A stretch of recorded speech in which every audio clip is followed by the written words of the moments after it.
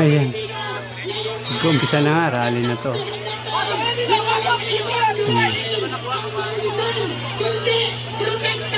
Harap yata ito ng DPWH. Balita ito ng ABS-CBN.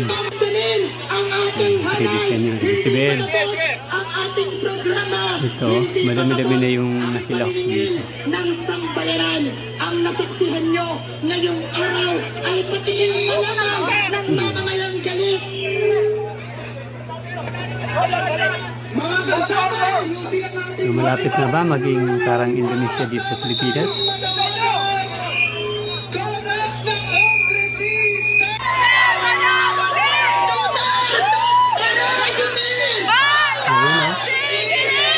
Oh, yung sinaboy. Ano ba yung sinaboy? Kawawa mga polis, hindi pinagbabato.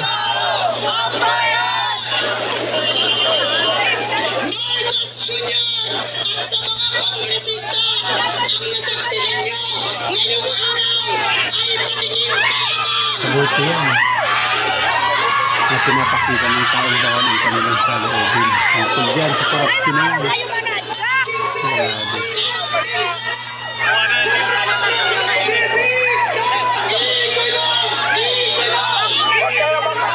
Ano sa tingin nyo guys? Ano sa palagay nyo? Magaling ba yung administrasyon nyo? Kasi kung titingnan, totoosin, mga tao lang niya yung mga nandyan. Yung mga nagkukurap. Kung talagang desidido siya natanggalin yung korupsyon na yan, saglit lang yan sa kanya kasi nandyan sa kanyang kapangyarihan bilang presidente, di ba? Sabi ng abogado ng mga Biskaya, huminahon daw tayo!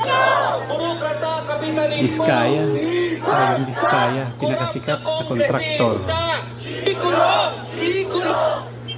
Call ang ating mga magsasaka sa Bicol, partikular sa Libon, Albay, ay nakakaranas ng ilang linggong ayan, pagbaha DPWH, dahil kaya sa panagutin at ikulong ang mga korap. Yan, hindi lang bitayin na yung mga yan eh. Hindi lang ikulong. Marcos Jr. at sa mga kongresista, ang nasaksihan nyo ngayong araw ay pagiging palamang.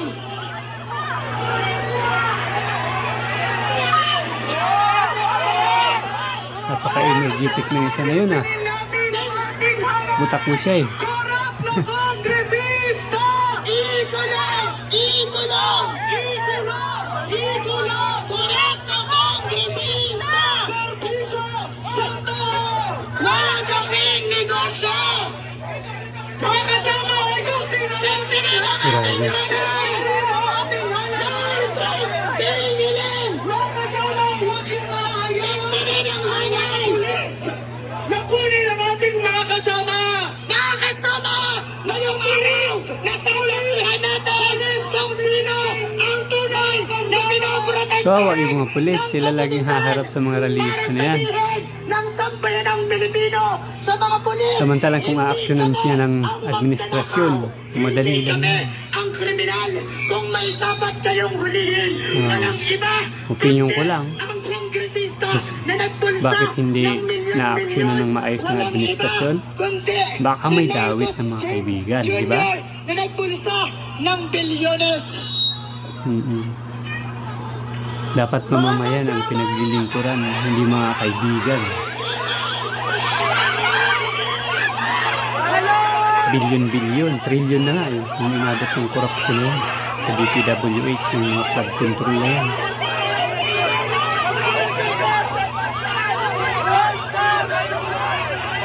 Lahat ng magnanakaw at korap.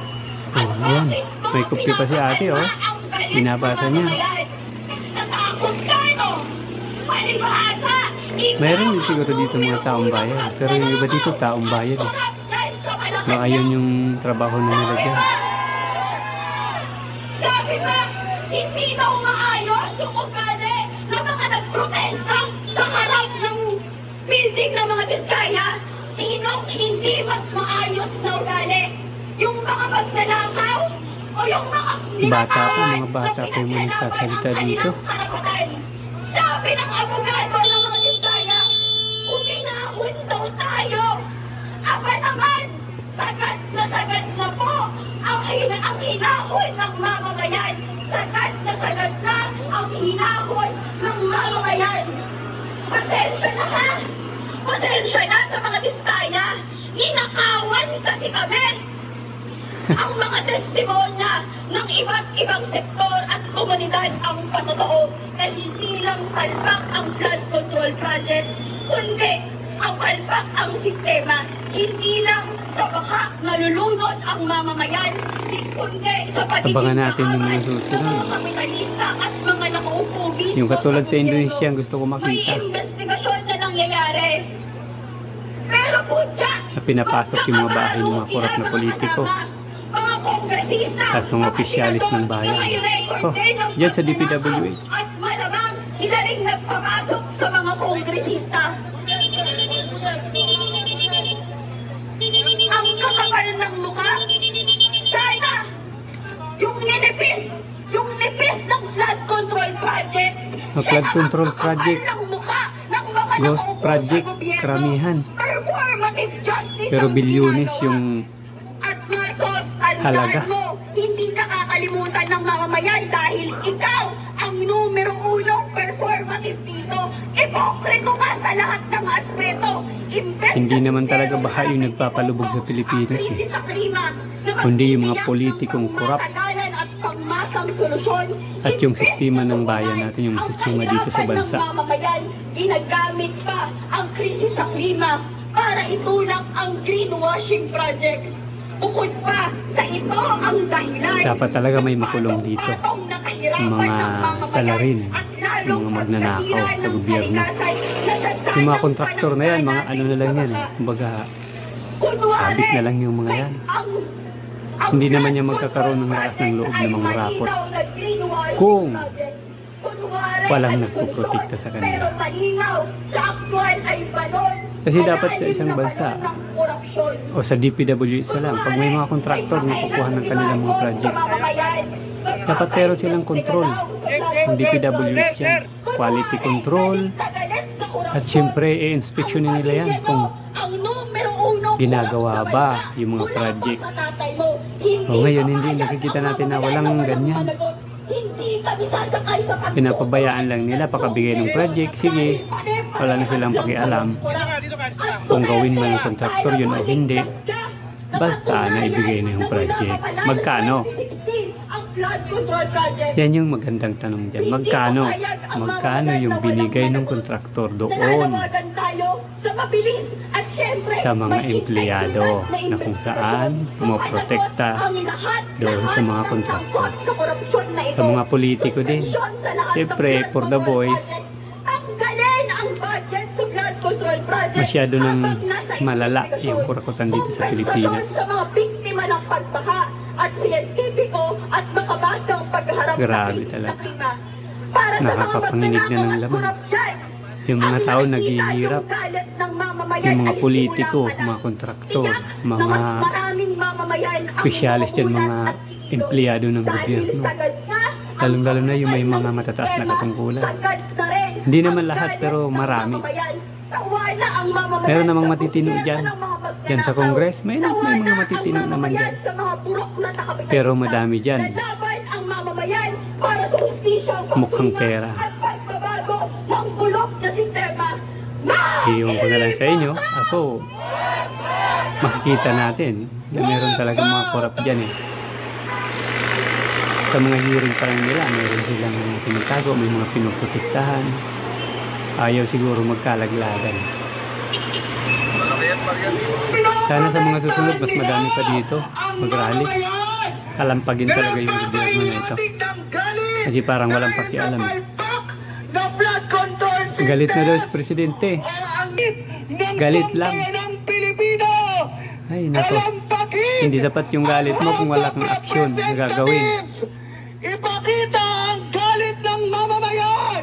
Makita! Grabe, kaunting ulan, magbabaha dyan sa Metro Manila Kahit dito, makalapit na probinsya ng Metro Manila. Nako, sobra. Sa atin bumabaha ng tubig baha. Yung mga politiko, yung mga kontraktor, yung mga opisyalis dyan sa DPWH, bumabaha ng kwarta.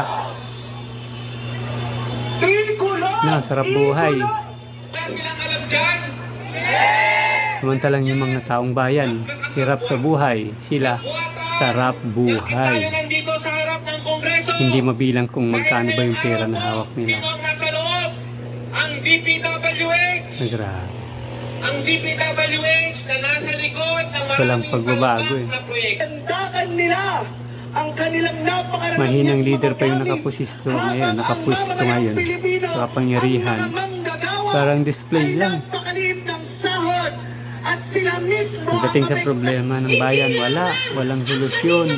Pagdating sa pera ng bayan, ang bilis. Ay may responsibilidad Maraming mga na kalampakin. insertion sa budget.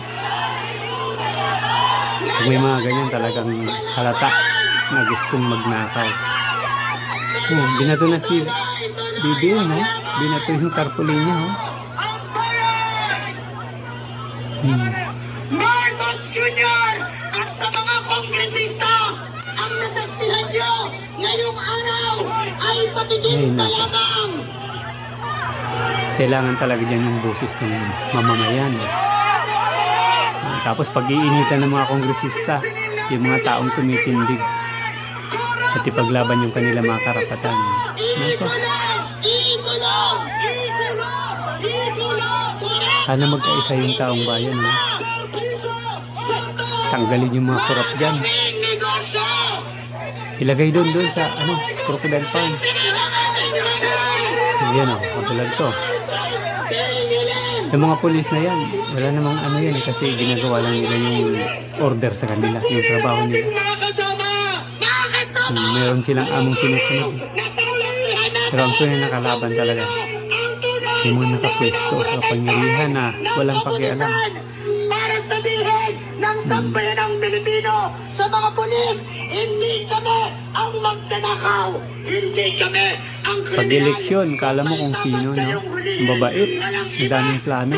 Pag nakaupo na, wala na. Nawala yung plano. Nag-iba yung plano pala. Si Marcos Jr. Nakita yung kwarta ng bayan. Lumaki yung mata, pati yung bulsa lumaki. Mga kasama! Kaya tayo mga mamamayan dapat maging matalino tayo sa pagboto. Kasi lahok sa pagpili ng mga tamang leader. Kaya no? Medyo madami-dami na rin yung nagrally. Pero sana mas marami sa mga susunod. Puro lang kabulastugan yung nangyayari ngayon sa gobyerno natin. Meron namang ayos, meron namang konting nagagawa. Pinakamalaking accomplish ngayon ng mga nakaupo dyan is yung payamanin nila yung kanilang sarili. From million. Yung salin nila, million pa lang. Nakalipas yung 3 taon, bilyones na. Na magic. Grabe yung interest, ano? Habang dinarahas ang mamasalin ang ating hanay, hindi pa tapos ang ating programa, hindi pa tapos ang paniningil ng sambayanan. Ang Ako, maniningil doon yung sambayan, ano? Yung sisingilin. Yung kapito ko sa kapangyarihan na wala namang nagawa na maayos.